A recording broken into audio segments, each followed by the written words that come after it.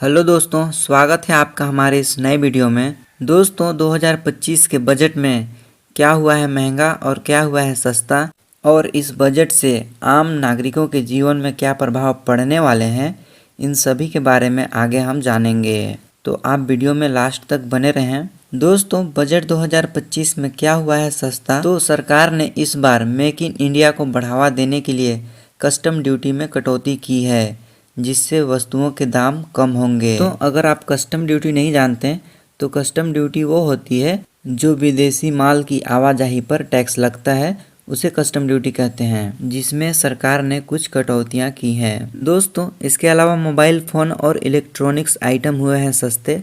सरकार ने TV, mobile battery और इलेक्ट्रॉनिक्स कंपोनेंट्स पर कस्टम ड्यूटी घटा दी है, जिससे इनकी कीमतों में कमी आएगी। दूसरा दोस्तों, इलेक्ट्रिक व्हीकल यानी ईवी पर राहत मिलेगी।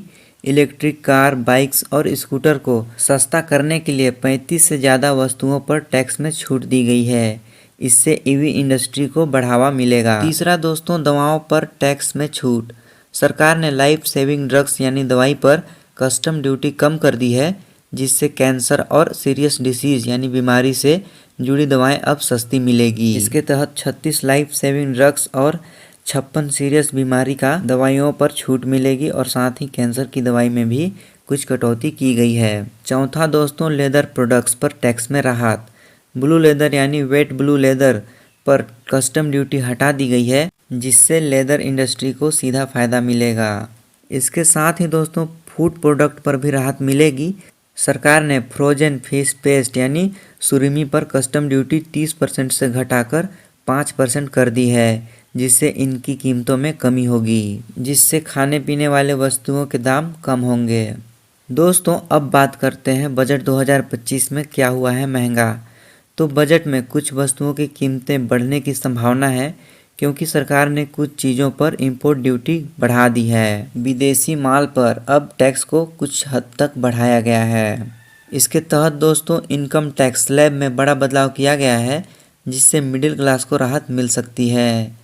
दोस्तों 12 लाख रुपए तक की आय पर कोई टैक्स नहीं लगेगा अब, और 12 से 16 लाख रुपए तक की आय पर 15% की टैक्स लगेगी।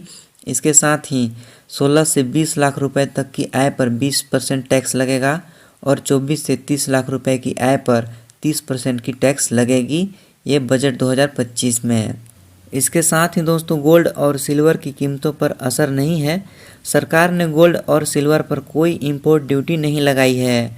हालांकि मार्केट डिमांड से और ग्लोबल रेट्स के कारण सोने चांदी की कीमतों में हलचल देखने को मिल सकता है। दोस्तों बजट 2025 में इलेक्ट्रॉनिक्स जैसे mobile phone, LED TV, EV battery ये सस्ता हुआ है, और फ्लैट पैनल डिस्प्ले और टीवी डिस्प्ले ये महंगा हुआ है। इसके साथ ही इलेक्ट्रिक व्हीकल सस्ते हुए हैं। दोस्तों बजट 2025 में सरकार ने इलेक्ट्रॉनिक्स, मोबाइल फ़ोन, ईवी और दवाओं को सस्ता करके आम जनता को राहत दी है। वहीं इनकम टैक्स स्लैब में बदलाव से मोबाइल क्लास और सेलर क्लास को बड़ा फ़ायदा मिलेगा। हालांकि कुछ चीज़ें महंगी भी हुई हैं। दोस्तों कुल मिलाकर यह बजट आम जनता और बिजनेस ग्रोथ को ध्यान में रखकर बनाया गया है। इस बजट से make in India, digital India और ग्रीन एनर्जी को भी बढ़ावा मिलेगा, जिससे आने वाली सालों में भारत की इकोनॉमी भी मजबूत होगी। धन्यवाद।